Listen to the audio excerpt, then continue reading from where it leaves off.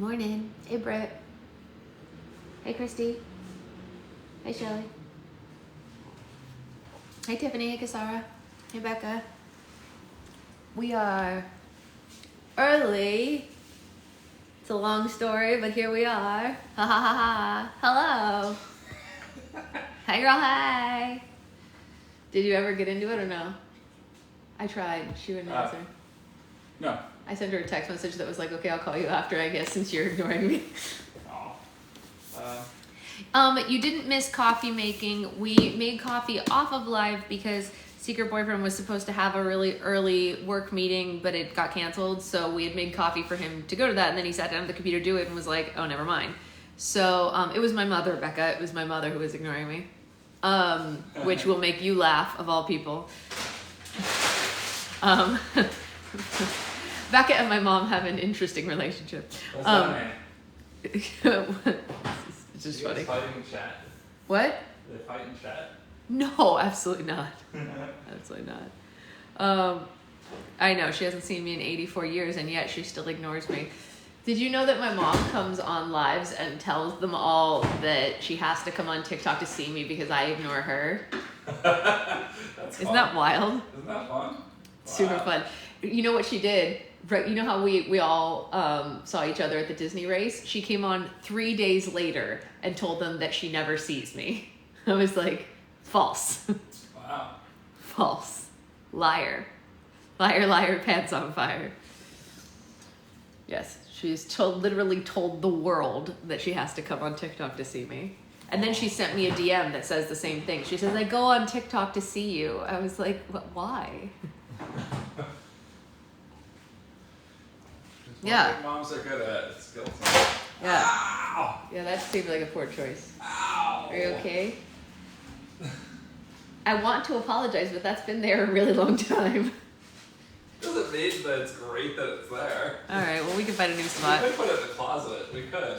But then we can't plug it in. That's the problem. It can't be plugged in the closet unless you want to like run a wire somehow. Ah, that was good. That was nice. Good work. I think that's a better system. I think you're right. Where's your coffee? Come on. Oh, all right.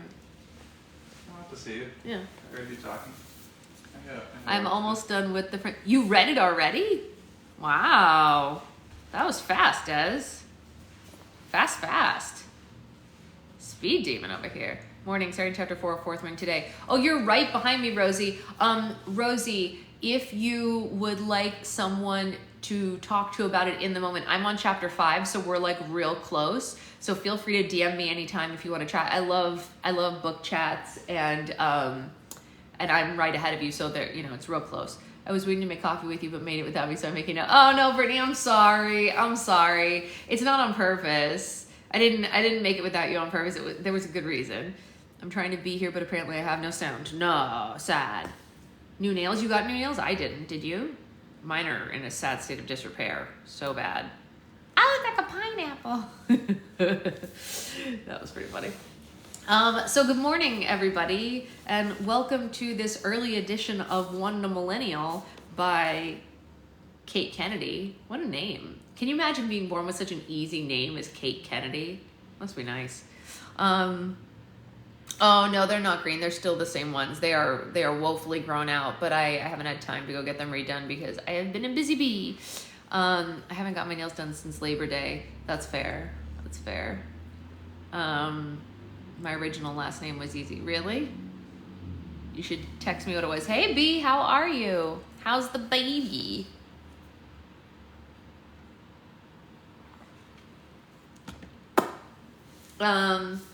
All right, so we are on to chapter 5. Oh, really, Becca? That's a great last name.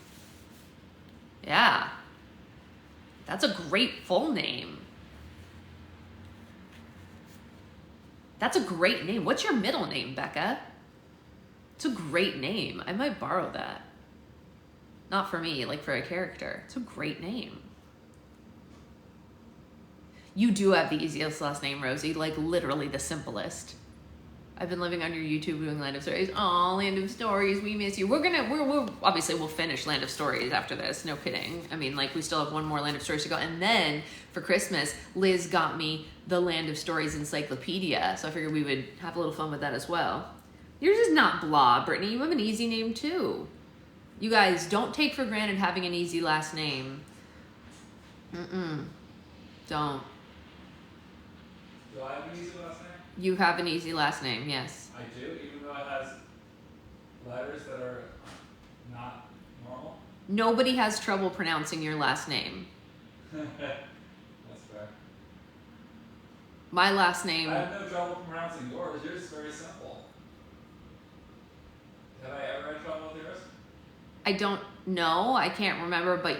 Oh, wow. But the world as a whole has a lot of trouble. You do know. You complimented me on it. Oh, okay. Well, that's great. I'm glad that you're more intelligent than the average human. Otherwise, we wouldn't be sitting here right now. But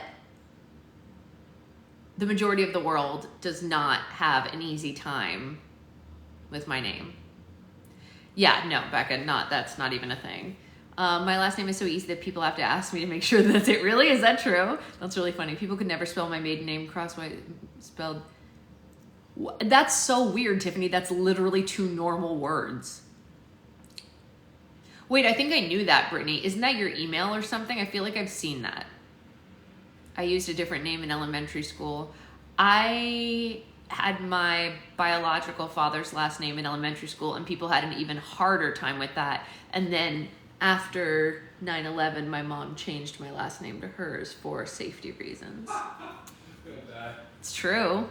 She didn't want me to get stopped at the airport. And I still get stopped at the airport for different reasons, but still. They know. They know. They can just tell. They look at me and they're like, you might be Middle Eastern. We should pull you over. And I'm like, I am. And then they always pat me down. It's so awkward. How, Becca? How? It's literally a normal word. Who is Brianna? That's funny. Yeah. Oh, wait, I'm confused. I thought you texted it to me, Becca. Am I crazy? I am indeed. Yes, Alex, I am. Yes. All right, so let's get to reading. That's really funny, Shelley. My biological father is Iranian. He was born in Tehran. That's my birth last name. I see what you're saying, Becca. Okay, well, it was a good one, and I'm gonna borrow it. It's a great name. It's a great name. I like it. I'm borrowing the whole thing. I would say it out loud just to like hear the flow of it, but I know, privacy and stuff. It's a good name. Yeah. All right, this is chapter 5. And chapter 5 is called Popular Girl Handwriting. Are we ready? Let's do it. I'll never forget the first time I saw it. It was right after a girl in my grade sat down next to me at a lab table, and I caught a glimpse of its clean, cartoonish essence when she opened up the Cadillac of notebooks, a Mead 5-star, 5-subject. As an avid doodler, I've always had hot takes about school supplies, and the 5-star lived up to its name. When it came to note-taking, it was a knockout, with sturdy pocket subject dividers, great ink bleed prevention, and ideal perforation for a clean tear. I'm sure I was like, great, this girl's going to keep peacocking and bust out a Pilot G2.5mm. Is humility dead? But I was relieved when she pulled out a more modest Pentel RSVP. Oh my God, those were my favorite pen. Did you guys have the RSVP pen? I had buckets of RSVP pens. Those were my favorite. Why don't they have those anymore? They were such smooth writers. What a great pen. A surprising twist that forced me to retract my assumption about her only using higher-end retractable gel pens if I want the chance to RSVP to a boy-girl party in her basement. In middle school, we had moved on from Space Maker's funky erasers, yikes pencils, and colorful JanSports that showcase self-expression to make space for more serious school supplies, even though I swore to my mom that I'd use the more expensive Lisa Frank backpack forever. At Walmart one year during back-to-school shopping, I spotted one of her backpacks that stood out in a sea of unicorns, golden retrievers eating sundaes, and kittens playing in shoes, a leopard-spotted seal. It seemed different, edgy. At the time, if you weren't a horse girl, you were a dolphin girl, or at the very least, an orca girl, likely with a well-known ambition to pursue the official cool girl answer to what do you want to be when you grow up. In elementary school, it was marine biologist. It's pretty funny. Same pullover jacket, big same. Like, unreasonable amounts that dried out before I could ever use them. Like, to what end, right? So dumb.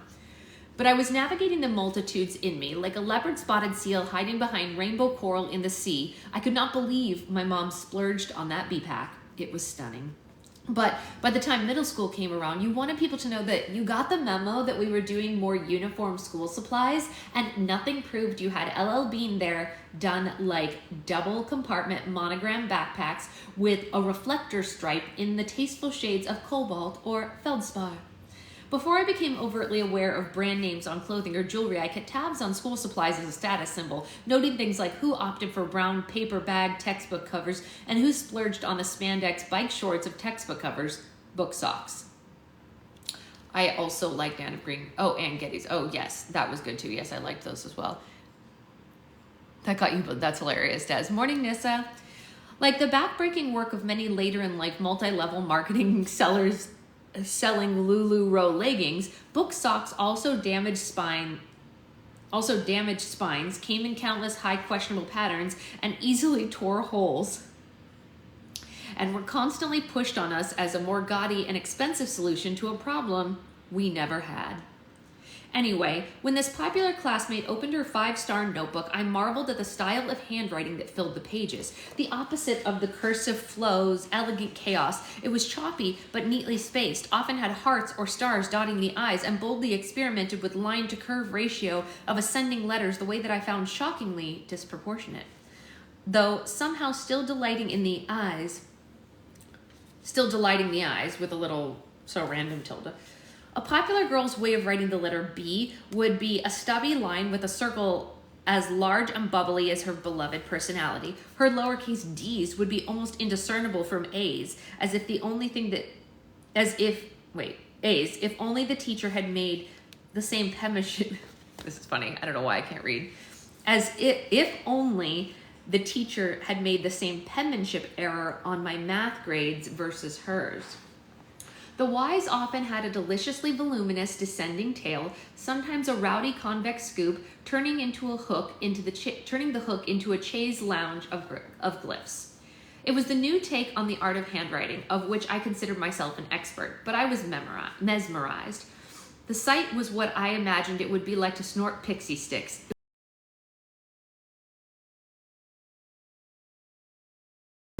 It's like my mother can't read. I literally told her, okay, since you're not answering, I'm gonna go do book club. I'll call you after. And she literally calls me in the middle of it and makes the live fly off the handle. Are we back? Who knows?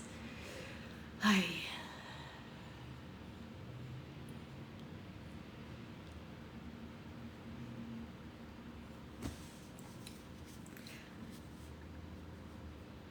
It was sugary and sweet and whimsical on the inside, with clean, straight strokes on the outside, often with color-coded lines and consistency more like a font.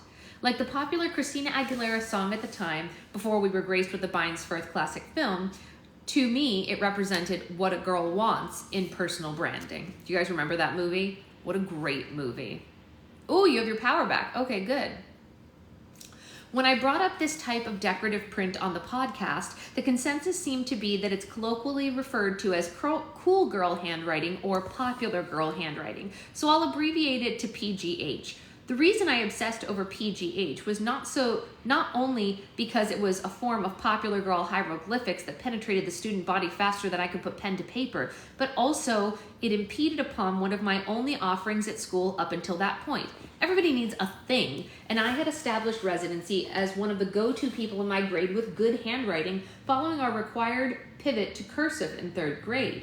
I was a savant at the slightly messier script styles with the swirly, curly letters, elaborating drop caps, flare, swashes, and was usually your right-hand gal for the latest and greatest in handwriting, from locker signs to binder covers and more. Oh my gosh, same. However, when it came to clean print, I was suddenly out of my element. Aside. So random, so ransom. The fun part about observing so many kinds of PGH is that you'd start to notice patterns that can correlate to character traits. Naturally, I started creeping on people's writing to pick up on stylistic tips, like a detective studying a ransom note. I also started to draw sweeping generalizations about their personality as a result of their upstrokes, lightweights, and/or throwing caution to the wingdings regarding kernings.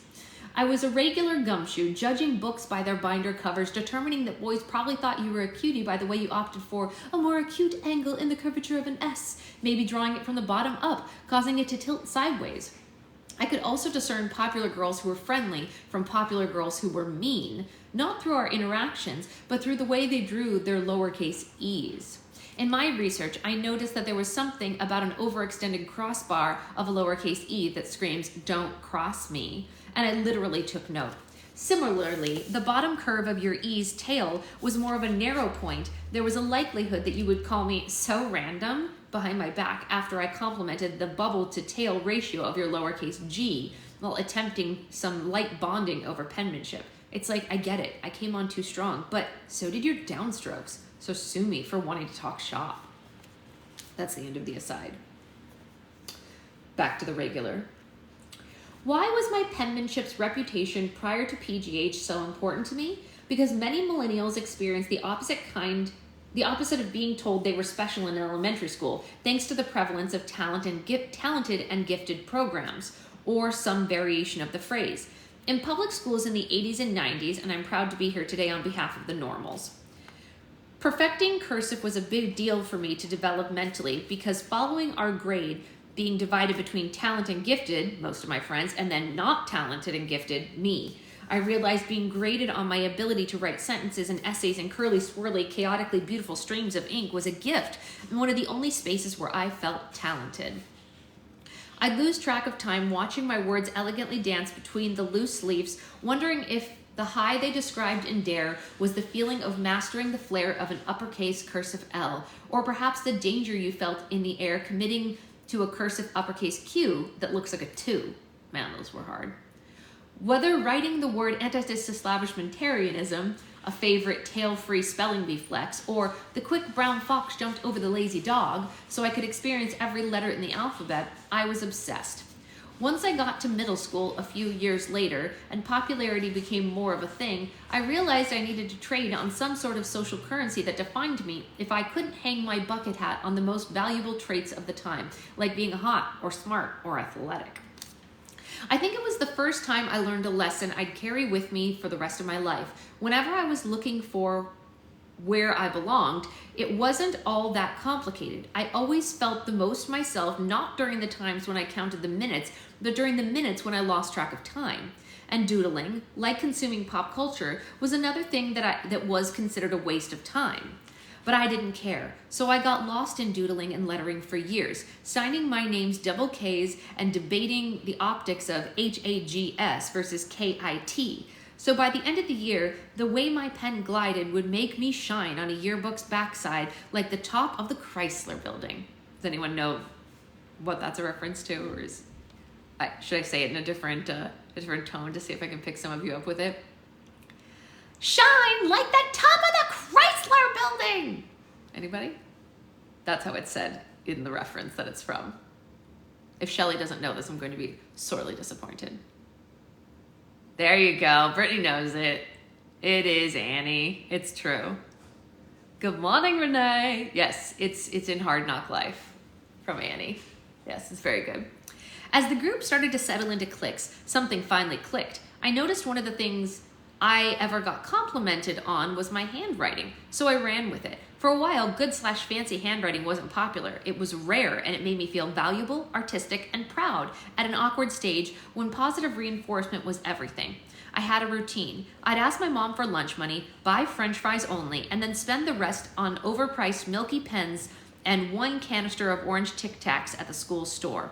Something about the candy's pocket rattle reverberating off the linoleum floor gave me a middle school Tic Tacer the audible authority of an Elias Clacker years before I learned of their legacy in The Devil Wears Prada. I don't know what that means. Milky pens in hand, I felt finally in command, marching towards the future where I could provide something valuable to my classmates and feel less invisible. Speaking of invisible, have you ever spent all your money on Milky pens only to realize that you cannot see them on white paper? If I used black paper, the teacher would know I wasn't paying attention, so I found a more subtle canvas for my designs, the back of my hand. The put a ring on it of middle school was to doodle "I heart so-and-so" on your hand to indicate your relationship status, so I made it clear the doodling could be outsourced to me, a gal with tons of time on her hands to practice the artwork I could draw on theirs. And people started to take me up on it. Suddenly the cool girls I felt inferior to were entrusting me like a limited tattoo artist, inking their skin with whimsical pastels. I'd experiment while drawing their names, their boyfriend's or crush's name, and or their BFF's name in swirly letters with Milky pens, trying to be more creative than an uninspired neighborhood carnival face painter, but less risk-oriented than a character artist at Paramount's King's Dominion. While it started with writing names or relationship statuses with mostly Milky pens, I eventually became more skilled in decorative script and curly letter styles with markers, which widened my offerings immensely. In my spare time, I was making all sorts of signs and banners for birthdays, Bible studies, sports games, and even taking my talents to writing names on dark notebook covers with whiteout pens, maybe followed by a makeshift Bic whiteout shake and squeeze French manicure for some homeroom bonding. Not for a job or reward of any kind, I simply appreciated the classmate bonding and sense of belonging. But approaching 7th grade, popular girl print handwriting, like I saw in that 5-star notebook, became the premier style, and it was clear cursive was out. I feared becoming obsolete, so I spent all my time attempting to copy PGH, despite having to hit reset on my stylistic instincts. A few times I remembered I'd accidentally taken artwork requests from a class home with me, which I'm sure a real popular girl could have completed swiftly, but I needed time overnight to perfect it, and I didn't want to disappoint a potential new friend.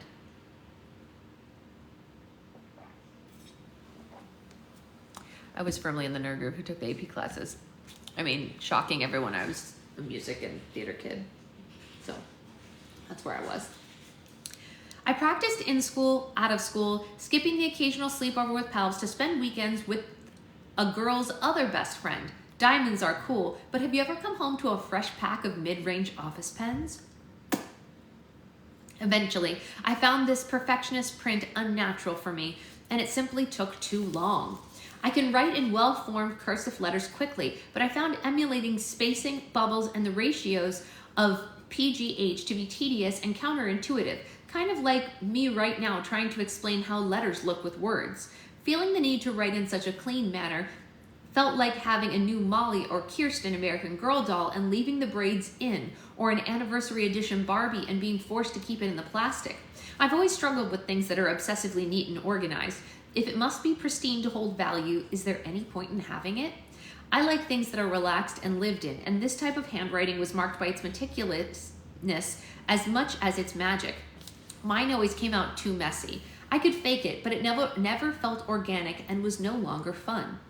An inability to excuse print with as much, an inability to execute print with as much skill as script may speak to an artist's minimal range, but some people, me, would argue they're simply different mediums. Like an artist who's skilled at painting with oils but not acrylics, and visually it's a different vibe. Socially, it seemed make or break. Imagine existing on the internet and everyone else's font reads as Helvetica, but yours shows up to the world as Curls MT. People would be like, are you okay? It was once cool, but not anymore. I may tell this tale dramatically in tone for effect, but to be clear, I'm no joker ITC or IRL regarding fonts. If your personal brand is on the line, it's best not to F with needlessly whimsical typefaces, because this is tough to articulate without visuals for reference unless you're in the future far, far away. You can likely find a video online about this type of handwriting at BeThereIn5 on TikTok and Instagram. From August 2020 that shows type of handwriting from August 2020 that shows small examples of its progression, like how it evolved from bubbles to stick-like letters to what it is now. a blogtastic combo of print and script, like if Bradley Hand ITC grew up and bought a Hamptons home. For the book cover, I tried to stick to canon for how stick-like and the handwriting was back in 2003, which was the apex of my CDR decorating career and the most stressful handwriting gig of all. After a full day of buffering, the stakes were high. And like the new Eminem track I illegally downloaded for it, I knew I'd only get one shot. And I could not miss my chance to show my community the skills that were once in a lifetime. Upon searching popular girl handwriting on Twitter, I found some threads where people shared their definition of popular girl handwriting or teenage girl handwriting, which was fascinating. Everyone's explanation is a little different, but it made me feel validated in the experience. These kinds of observations are the small things that we share despite our different upbringings, and they shed light on the psyche and desires of our young selves. I can only assume that so many people making this connection of handwriting to perceived social status speaks to what many of us hoped our middle and high school experiences would look like on paper, that we'd be popular. It's almost embarrassing to admit popularity is something I valued when I was younger, but I'd be lying if I said otherwise. I wanted to belong, as most kids do, and since I don't think I got a ton of reinforcement in social settings entering puberty, it really did a lot for my confidence to have a skill that made me feel liked and aligned with the interests of the in-crowd. But beyond that, popular girls have always interested me regardless of their handwriting. I love a celebrity of any kind, however local or niche, and I enjoy observing those who have found their time to shine, whether on stage performing at the VMAs or underneath the harsh and ephemeral glow of the fluorescent limelight in a public school hallway. When you're in middle or high school, popularity can feel like everything, but once you're out of it, it's a weird thing to pathologize, and no one really talks about it unless it's in the context of being an irrelevant metric. It's inconsequential as this label seems in adulthood. When you think about it, the idea of popularity isn't limited to K through 12. The same themes of status, networking, and visibility become increasingly important as you age, especially in moving through your career or when taking on leadership roles. I think about this construct all the time in my job. It's safe to say subject popularity is alive and well with the proliferation of influencers who are effectively the popular kids of the internet. So, whether it was to make friends and get a boyfriend back then or sell books and attract podcast listeners now, I think popularity is fascinating to analyze. But admittedly, something about the word popular is off-putting because you immediately feel like you're psychologically putting yourself back in detention with the Breakfast Club, where your existence is unfairly flattened to things like a brain, an athlete, a basket case, a princess, and a criminal. Obviously, in life and in Mario Kart, I obviously always chose the princess. But the homecoming princess never chose me, and maybe that's why I'm still talking about it.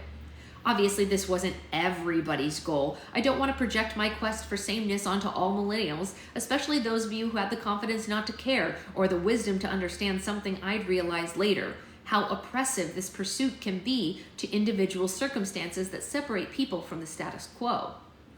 I know this goal was far from noble, but honestly, I didn't want to stand out as much as I wanted to appear normal in my experience. A handful of people dictated how that was defined.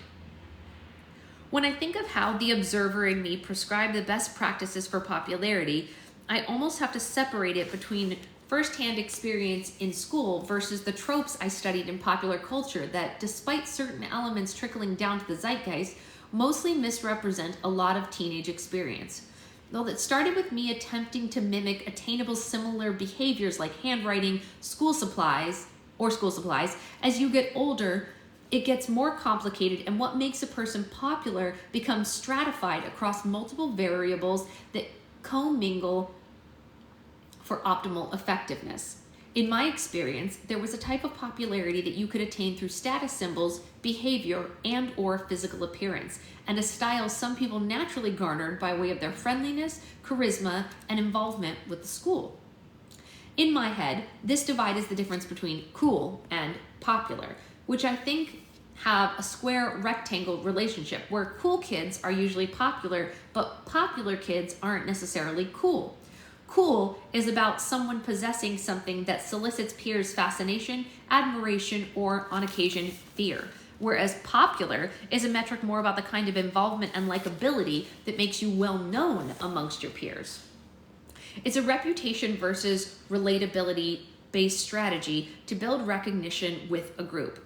Relationship building is the transferable type of popularity that serves you in life, having the ability to network and make friends to the point where people know who you are. It's always a helpful skill. This is the one I wish I had spent more time on. The reputation/admiration kind is mostly useless long term. However, because it's entirely dependent on status symbols and appearance, even if your natural state meets the current gaze, everyone eventually becomes a victim of trend turnover that can appreciate or depreciate your social capital without your consent. But experimenting with your appearance, clothes, persona, and partying habits often felt like a faster way to achieve status than the painful process of trying to make friends and find acceptance through your true self. And that's definitely what I tried first. Like many people, my awkward years weren't marked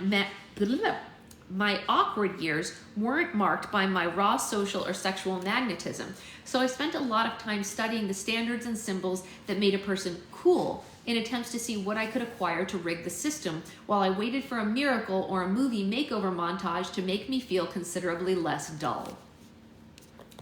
Common depictions of popular kids mostly focused on queen bee types in my media repertoire, meaning the kind that gain status by being mean and therefore feared/admired, being a cheerleader and having built-in status, being a reckless party animal, being sexually active, or just being rich. Popular culture terrified me of entering high school, fearing that the queen bee trope would be as pervasive in real life as TV and movies made it seem. As non-confrontational seal girl with a love of school supplies and paper-thin skin being held together by paper reinforcers and positive reinforcement. Do you remember those paper reinforcers, those little tabs that you had to put over the 3-ring thing? I could not imagine how I'd handle the popular girls who were competitive, conniving, and catty who I saw on the screen. This type of character ruled the schools in the 90s and early aughts entertainment, making it easy to convince yourself that cruelty for sport and psychological warfare were core to the female condition. And these traits were eventually parodied by the ultimate queen bee, Regina George in Mean Girls. Regardless of their wholesome or R-rated presentations, I was terrified of these people, finding Angelica Pickles from Rugrats and Helga Pataki from Hey Arnold just as intimidating as the mean queens I met in PG TV and movies. Even when I was well into high school and knew better, like Lana from The Princess Diaries, Brianna Wallace, as in the Wallace department store Wallace, from Holiday in the Sun, Libby from Sabrina the Teenage Witch, or Kate from Lizzie McGuire. Don't even get me started on PG-13 and beyond. I still have nightmares about Big Red from Bring It On, She's All That's Taylor Vaughn, or Catherine from Cruel Intentions, along with the cult classics that made the blueprint, like Heathers, who inspired the Plastics, eventually inking the Sharpay in, why did she say the Sharpay? It should just be inking Sharpay in High School Musical. I'm sure I was too young to pick up on the layers these women had that semi-justified their bullying, but honestly, I didn't care if it meant I'd get pranked in front of the entire student body. I know we all know this type of trope, but to me it doesn't accurately represent real life, where popularity is at the very least rooted in some level of friendliness that makes you well-liked, in addition to the status that gives you visibility. Unfortunately, in many cases, the popular girls in media who were more friendly were often positioned as the ditzy valley girl type for their lack of brains, despite their status, but they were usually at least kind and often had storylines designed to prove you wrong. This was more my sweet spot. My homecoming queens were shallow but secretly savvy, like Cher and Dion from Clueless, Kelly or Lisa from Saved by the Bell, Tiffany from California Dreams. Oh my god, did you guys watch California Dreams? I love that show. Or Hillary from The Fresh Prince of Bel-Air. Speaking of Saved by the Bell, I have to say, rewatching episodes now is a truly shocking experience in terms of problematic messaging. And then she put a little note to say that there's going to be something more about this later. But a Kapowski can't be bothered with gender equality. I had bigger fish to fry, like winning the proverbial title of Miss Bayside. I was drawn to the breezy, unbothered, somewhat airhead gals. On screen, I loved this arc. It represented the plight of a fellow untalented, ungifted person who ended up being smart against all odds. Now, I hate how this type of popular girl often reinforces stereotypes in the context of being surprisingly sharp despite their appearance, not regardless of it. So random aside, my girls. Once I was exposed to the glory of watching television, I quickly migrated my interest from playing with blocks and learning ABCs to prioritizing a packed parasocial calendar of TV programming blocks on ABC, NBC, and Nickelodeon. It's a wonder I made time for sleepovers because I was already pretty swamped, spending time with my best gals on TGI Friday on Fridays, TNBC on Saturday morning, and SNCC on Saturday night. Even though we weren't always the token popular girl stereotype, many girls on TV appeared to be popular like me because they were relatable in a life phase where you could desperately seek representation in the discomfort of girlhood. I loved to spend my weekends with DJ Stephanie, Michelle, and Kimmy on Full House, which I watched religiously, thus hitching my wagon to dual star entertainment for years to come. I loved the snarky perfectionist cheerleader vibes of Laura Winslow from Family Matters and Topanga's big personality and big hair on Boy Meets World. I was obsessed with the stepsisters on Step by Step and the separated at birth storyline of the Mallory sisters on Sister Sister. I was definitely a Sister Sister watcher, which debuted on TGI Friday. Growing up, I wasn't as privy to women's empowerment, but given my very Roald Dahl forward childhood, I was interested in women with supernatural powers, and thankfully, Sabrina the Teenage Witch on TGI Friday and The Secret Worlds of Alex Mack on SNCC helped me over until I could get my hands on Matilda's VHS to get my fix of adolescent telekinesis.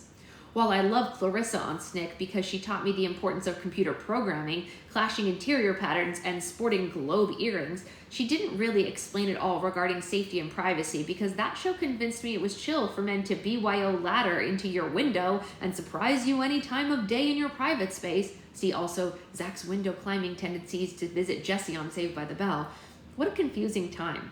Not knowing if being welcoming to intruders would land me a boyfriend or land my face on a milk carton, turning into a young Katie in Whatever Happened to Janice. Janie, not Janice, sorry. I was like, that doesn't sound right. Yes, Clarissa Explains It All was a big yes for me.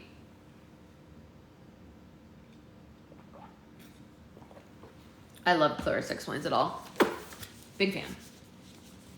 When I think about my direct experience trying to be popular in middle and high school, it's funny to think about how I thought the key was acquiring cool things more than being friendly and networking. But I guess I don't regret it because I had a great time wading in my shallow pursuits while hiding them from my water skiing instructors. You're gonna bring it on. I remember to stick it. Now I have to watch it. Yes. The more profound point I could be making here is that I think there are transferable principles of social politics that transcend school. But honestly, it's way more fun to talk about things that we chased that ended up having the shortest shelf life. Ironically, those are the freshest memories in my mind, even though I worried that they were brain-rotting subjects. Regarding the now expired status symbols I remember most, my observations are limited to a pretty homogeneous suburban Virginia public school experience with my mostly middle and upper middle class families. Although I'm not sure my former financial framing is reliable, it's all relative when you're young. At the time, I thought I was among the Upper East Side's elites, assuming people at my high school were loaded because they shopped at Cachet, but I also thought drinking a Frappuccino would make me seem more European. Regardless, I recall my high school had a decent amount of affluence, not in a Range Rover kind of way, but in a pays life touch for a package on picture day sort of way, if that makes sense. Like if your parents bought a mouse pad with your face on it every year with 12 8x10s and 18 wallet-sized photos, they must really love you and have cash, you know? The concept of popularity and its related artifacts are entirely subjective and impossible to universally define. Its variables depend on things like time period, location, school size, demographics, and the school's public, private, or parochial nature, etc. To me, there's an ick factor upon hearing a person describe brands, products, and price points with a sentiment implying normalcy or high or low quality. When I see people making videos about this stuff in a serious tone, it oozes with socioeconomic subjectivity. And that's why I can't emphasize enough that this chapter is meant to be taken more lightly than the candy-coated bubble letters I once superficially scribed. When shopping at Hot Topic was for the Richie Rich kids. Yeah. Well, also the that, but also like a specific type of kid. You know what I mean? At first, I didn't rule the school, call the shots, or set the trends, but I did follow the rules, eventually taking Jello shots in an attempt to mimic the trends so I could pull off what I called popular adjacent. Trying to be popular adjacent was mostly about having a delusional level of self-pity for not meeting whatever appearance or class-based social standards defined popularity at the time, not realizing that your endless pursuit is underscored by your proximity to them, which is a privilege in and of itself. Instead of exercising self-awareness, you channel your energy into finding resourceful ways to attain material things to get as close as possible to the in crowd. Getting crafty to participate in unaffordable trends felt similar to practicing handwriting to fit in. I would always find hobbies and gain new skills as a part of my quest to belong. The people who were popular and most eligible for necking often lived in more affluent necks of the woods and could be spotted wearing the latest and greatest in sterling silver neckwear or bracelets, never missing a charm adorned with Pandora's latest or stacked Yerman bracelets. You guys remember those? The little snap-on, oh my gosh. Yerman bracelets, the little like rectangle ones that people would have the audacity to position as a stocking stuffer.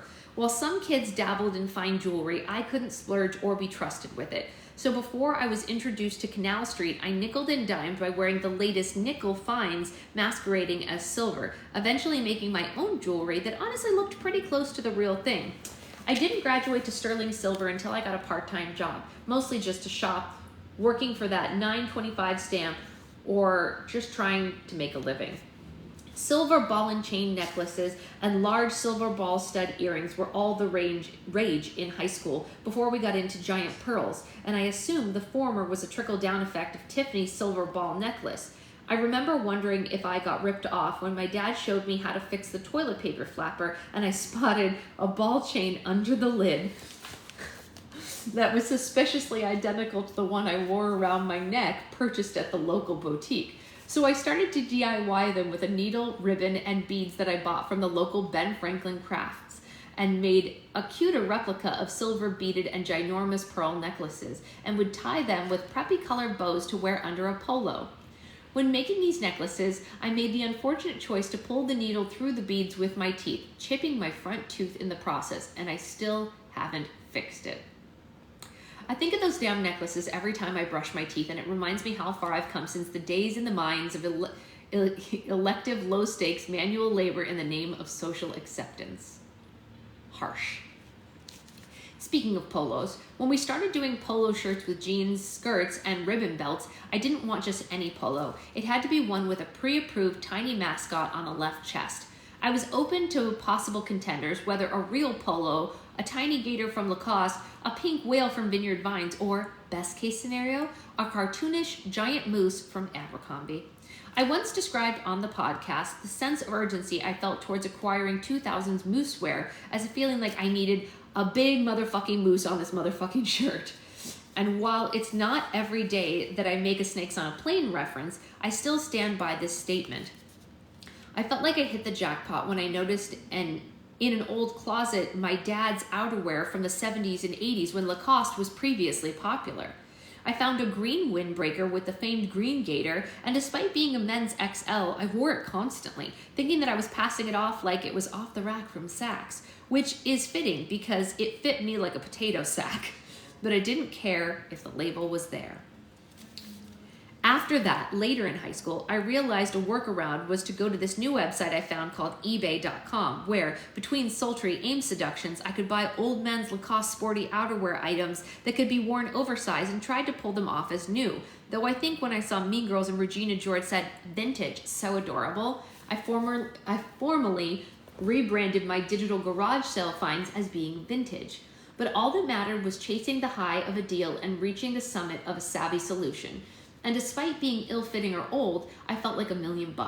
More specifically, around $80, which I think is around how much Lacoste polos cost at the time.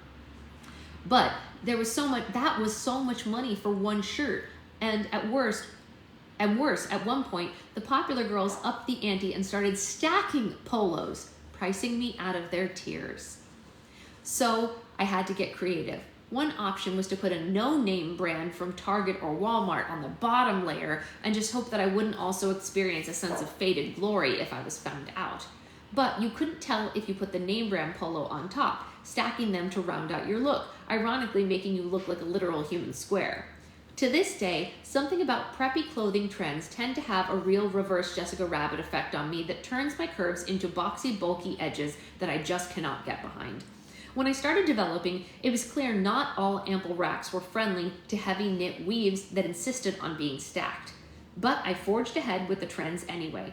Maybe it was just a shock to the system after prioritizing paper-thin lacy tanks and Henleys from places like Hollister that would disintegrate in front of your eyes after all those years.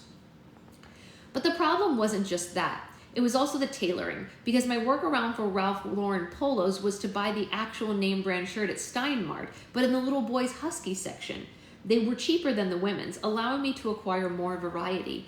I had to seam rip and restitch the sleeves on a few that were definitely shorter and higher risk for midriff dress code violations, but otherwise, I thought this was the life hack for the ages. In photos, these polos looked absolutely terrible and were way too small. But for some reason, these status symbols gave me the confidence I couldn't consistently manufacture.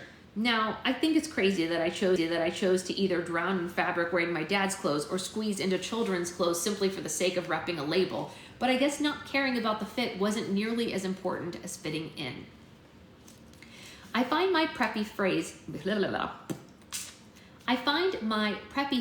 to be funny because it's a metaphor for me beginning a process where I was drifting so far from who I actually was.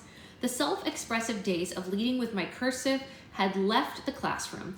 I was sartorially printing these tedious, predictable bubble letters one by one with polished preppy looks even after I retired my space maker. But abandoning my taste in favor of what was popular is perhaps best exemplified by my fixation on Vera Bradley bags in late high school. I just want to go ahead and tell everyone I hate Vera Bradley bags. I never owned one, but looking at them, hey Taylor, makes me like, what the F were people thinking with these? And if you like them, I support you in having them. One of my very best friends loves them and owns like 1 billion of them. And I'm just like, they look like old lady quilts. I don't understand what we're doing. That all being said, I don't carry a purse at all. I shove everything in my pockets, so I can't be trusted. Her designs are lovely and still popular, and I never want to jilt enthusiasts of the floral and quilted, but I don't fully understand how I justified the whiplash from appreciating aesthetics that were more coyote ugly to suddenly insisting my vibe was more French provincial between the ages of 14 and 17. Many patterns were beautiful, but they were mature for a teenager, and yet there I was, frothing at the mouth for fabrics busier than I was pretending to be on AIM, like coffee-colored paisley duffels with blue accents, or a blindingly bright sherbet wallet that would clash with every single one of my possessions. Even though I worked at California Pizza Kitchen, I was suddenly better suited for the tropics, the Cape, or dreaming of summer with a handbag in Bermuda pink or Nantucket navy prints. I'm unsure if I actually loved it or if I convinced myself I did, but there's something powerful about power-clashing hyper-feminine prints, and I regret nothing. Well, except for the first Vera Bradley bag that I bought and spent my whole paycheck on, which was a huge creative risk that I did not see coming. I picked it out at a store near my grandma's house that was the type of store with the most random assortment of housewares that I love to peruse. It had the type of non-functional items that rich people buy as hostess gifts, where the recipient overlooks the impersonal nature due to being flattered by the price point. I love these stores because my mom would say something about the markup under her breath, and we'd talk about how we could save money by making everything ourselves at home. Moms sure are good at warning you of the perils of markup. No excessive margin was safe around mine. From movie theaters to minibars to scholastic book fairs, her skills were remarkable, like a walking game of The Price is Right, specializing in pointing out retailer wrongs. Some of the most fun memories I have with my mom are from the times we pulled off a coupon combining deal at the mall or scored at the outlets in such an epic way, the discussion of our savings lasted the whole 45-minute ride back from Colonial Williamsburg. In hindsight, moments like that, where material things were acquired not with ease but with effort, are much more valuable to me than the items themselves. In putting the effort in to score a deal, I didn't just save money. More importantly, I gained quality time. And the Michael Kors watches from the outlets wouldn't stand the test of timepieces, but hanging out with my mom while chasing low prices and relishing in the high of a discount was one of my favorite things we did together when I was a teenager. I also love Scholastic book fairs. I don't think I know anyone who didn't love a Scholastic book fair, and I don't even care that they were marked up.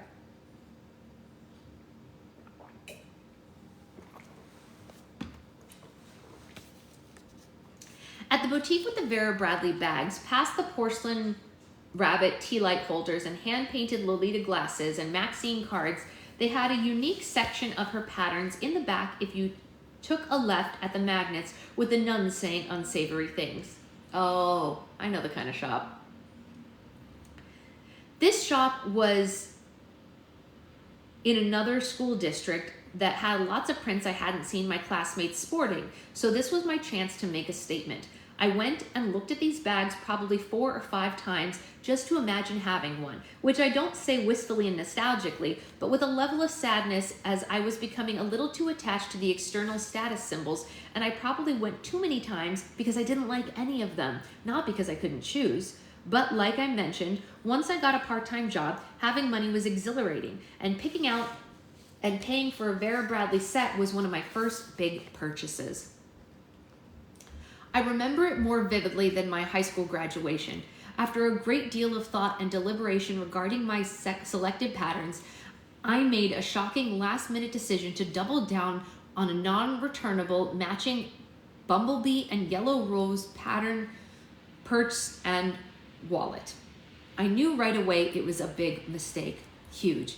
There was likely a reason my classmates didn't sport this pattern, and I'm not sure why I chose at that moment to try and do something different when my individuality had gone out the window the moment I started lusting after octogenarian targeted prints called things like Piccadilly Plum.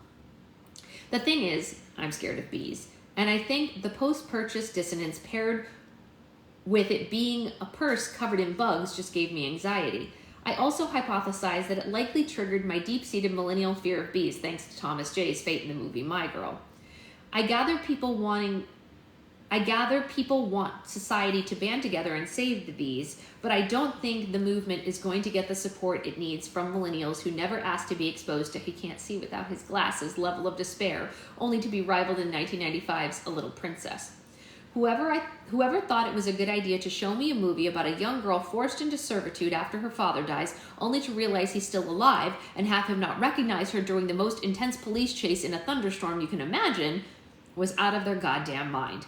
That movie and The Secret Garden destroyed me to the point where I almost got their plots confused. True. All 3 of those movies are traumatic.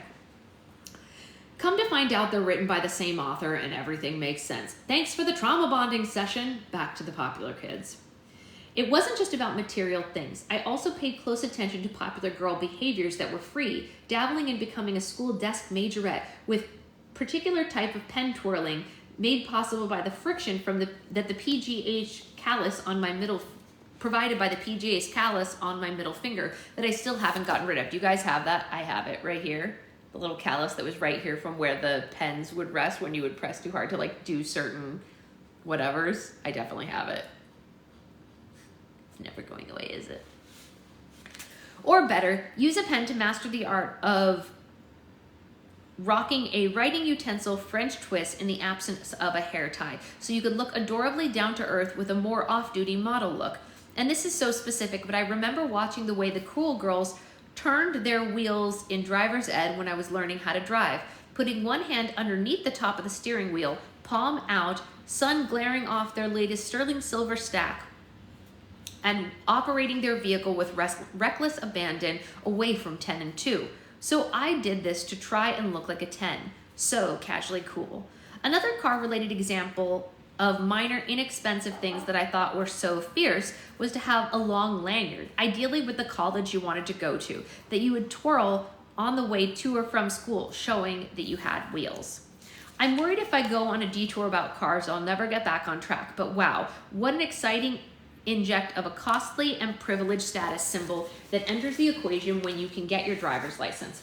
The topics were hot when it came to politics over parking passes and special spots and the dreaded overfill of the senior lot. Every day was a winding road for be there in 5 because I literally never got there early enough for a spot, causing further unexpected 20-minute delays. My lifestyle had always been a home goods hand towel that said, running late is my cardio.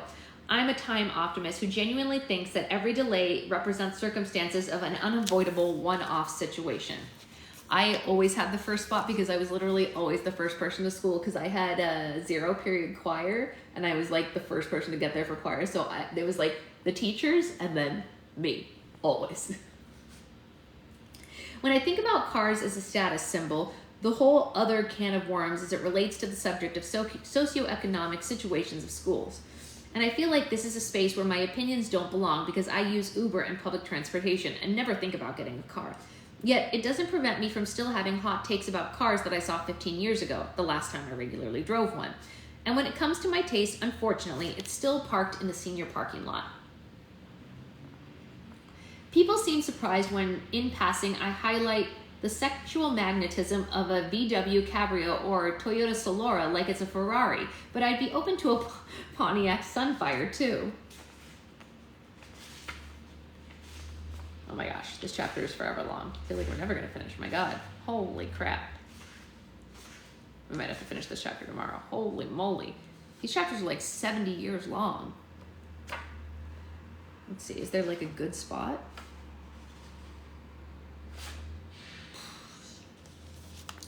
I feel bad now. It was pretty rude of us to judge the cars of our classmates as if what they drove was a function of their personal choice. Did we honestly think that Jason C. had his pick of the litter at luxury car lot, but opted for the classifieds because he couldn't keep his mitts off a 1992 Grand Marquis?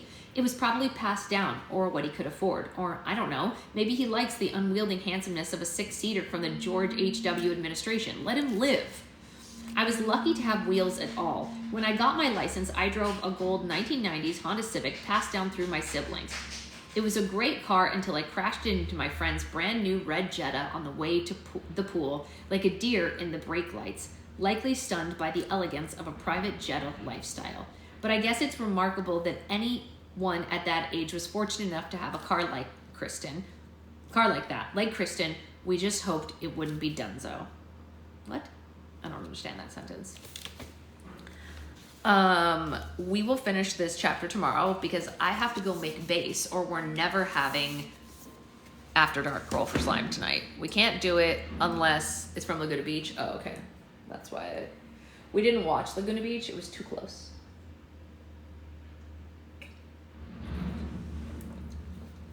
What